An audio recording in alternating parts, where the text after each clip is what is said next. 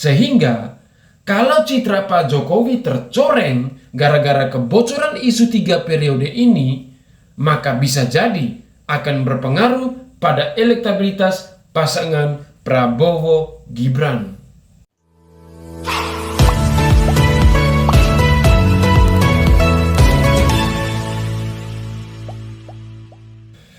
Dunia politik makin panas, topeng-topeng makin terbuka, borok-borok makin banyak yang bocor. Salah satu kebocoran yang lagi ramai adalah soal permintaan 3 periode. Politisi senior PDI Perjuangan Adian Apitupulu yang pertama kali mengungkap soal adanya permintaan 3 periode kepada PDI Perjuangan. Permintaan usulan perpanjangan masa jabatan presiden menjadi 3 periode itu ditolak oleh Ibu Megawati. Karena memang tidak sesuai dengan konstitusi. Penolakan dari Ibu Mega atau PDI Perjuangan itu kemudian menimbulkan reaksi kemarahan dari pihak tertentu.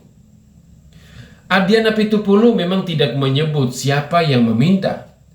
Namun, Adian juga mengungkap soal banyaknya permintaan dari pihak Jokowi kepada PDI Perjuangan. Dari permintaan untuk jadi wali kota sampai 2 kali. Lalu minta jadi gubernur. Dan berikutnya minta jadi presiden hingga 2 kali. Semua itu diberikan oleh PDI Perjuangan. Termasuk permintaan untuk anak dan menantunya yang ingin jadi wali kota. Karena Adian Apitupulu menceritakan semua dalam konteks hubungan antara Jokowi dan Ibu Mega, maka wajar kalau kita mengartikan bahwa permintaan 3 periode itu bisa jadi memang berasal dari Jokowi. Bisa jadi ya. Pernyataan Adian Apitupulu ini mengundang reaksi dari beberapa pihak. Dari jajaran Presiden Jokowi, staf khusus Menteri Sekretaris Negara, Valdo Maldini, memperingatkan Adian bahwa pernyataan itu kalau tidak disertai dengan bukti bisa jadi fitnah. Sambil menegaskan bahwa hubungan Pak Jokowi dengan Ibu Mega baik-baik saja. Valdo Maldini ini adalah politisi PSI, di mana PSI sudah mendeklarasikan dukungannya terhadap pasangan Prabowo Gibran. Reaksi lain juga datang dari relawan Projo. Kepala Bapilpres Projo Panel Barus menyatakan tidak benar bahwa Pak Jokowi sendiri yang meminta 3 periode. Dan tidak benar juga bahwa Pak Jokowi baper gara-gara permintaan 3 periode itu ditolak dan kemudian marah kepada PDI Perjuangan. Ini Projo yang beberapa waktu lalu mendeklarasikan dukungannya terhadap Prabowo sebagai capres. Projo kok komentarin soal partai ya. Ini kayak relawan rasa partai politik dong.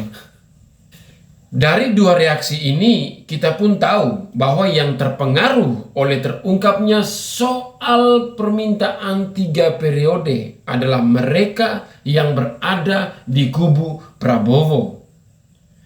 PDI itu kalau mengeluarkan gertakan nggak tanggung-tanggung ya. Bukannya tambah surut, setelah mendapat reaksi defensif dari kubu Prabowo tadi, PDI Perjuangan malah menambah lagi fakta-fakta seputaran permintaan 3 periode itu. Kali ini yang ngomong adalah Sekretaris Jenderal PDI Perjuangan Hasto Kristianto. Hasto mengungkap bahwa seorang menteri mendatanginya untuk menggolkan permintaan 3 periode. Menteri itu menegaskan bahwa ada sejumlah ketua umum partai yang menyuarakan soal 3 periode dan itu merupakan permintaan dari Pak Lurah. Kemudian di berita media, menteri yang sama menyatakan punya big data tentang banyaknya pihak yang menginginkan perpanjangan masa jabatan presiden atau 3 periode tersebut. Hasto bahkan menegaskan bahwa informasi yang dia ungkap itu bisa di cross check. Hasto juga berani mempertanggungjawabkan informasi itu secara politik, hukum, dan di hadapan Tuhan serta rakyat Indonesia. Hasto tidak menjelaskan siapa Pak Lurah yang dia sebut itu. Namun, dalam rekam jejaknya, kita bisa tahu bahwa menteri yang pernah mengklaim ada big data yang berisi percakapan 110 juta orang di media sosial mendukung penundaan pemilu 2024 adalah Menko Marves Luhut Binsar Panjaitan. Tinggal di googling aja, pasti ada beritanya. Dan tidak ada menteri lain yang pernah ngomong soal big data dalam konteks perpanjangan masa jabatan presiden selain Menteri Luhut. Kembali ke PDI Perjuangan. Sempat ada bantahan dari Puan Maharani soal permintaan 3 periode ke Ibu Megawati, yang awalnya nampak bertolak belakang dengan apa yang sudah dipaparkan oleh Adiana Pitupulu. Namun, akhirnya ada klarifikasi dari PDI Perjuangan. Dan kali ini benar-benar dijelaskan. Yang bicara adalah Ketua DPP PDI Perjuangan Ahmad Basarah. Basarah menyatakan bahwa pernyataan Puan itu benar, bahwa Pak Jokowi tidak pernah secara langsung menyampaikan keinginannya untuk meminta 3 periode kepada Ibu Megawati. Jadi, tidak pernah ngomong secara langsung ke Ibu Mega. Namun, permintaan itu disampaikan Jokowi lewat pembantu-pembantunya di kabinet. Seperti yang sudah diceritakan oleh Sekjen PDI Perjuangan Hasto Kristianto tadi. Jadi, apa yang disampaikan Adian, Puan, dan Hasto sudah sesuai dan tidak bertolak belakang. Pernyataan ini sudah sangat terbuka di depan banyak media. Nah, kita menengok sedikit ke rekam jejaknya. Siapa-siapa sih yang pernah menyuarakan soal perpanjangan masa jabatan presiden? Kita kembali ke tahun 2022. Ada 7 pihak yang menyuarakan itu.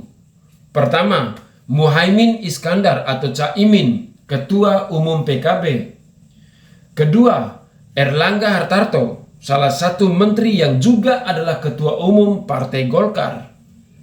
Ketiga, Zulkifli Hasan, menteri juga yang adalah Ketua Umum PAN. Keempat, Menteri Luhut Binsar Panjaitan.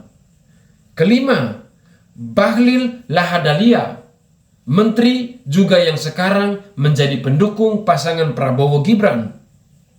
Keenam, M. Kodari, Direktur Eksekutif Indobarometer, yang pada bulan Februari lalu menyatakan keyakinannya bahwa Presiden Jokowi akan mendukung Prabowo di Pilpres 2024. Dan yang ketujuh adalah Partai PSI.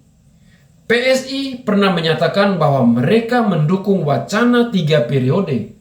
Dan sekarang PSI yang diketuai oleh Kaesang, anak Pak Jokowi, sudah secara resmi mendukung pasangan Prabowo Gibran. Ketujuh pihak yang menyuarakan 3 periode itu sekarang jadi pendukung pasangan Prabowo Gibran. Ini kan jadi selaras dan sesuai dengan asal muasal permintaan 3 periode yang diceritakan oleh PDI Perjuangan. Seperti kata Hasto, dari Pak Lurah, kebocoran isu siapa yang sebenarnya minta 3 periode itu cukup membahayakan citra Pak Jokowi. Padahal modal pasangan Prabowo Gibran adalah nebeng prestasi dan citra Pak Jokowi.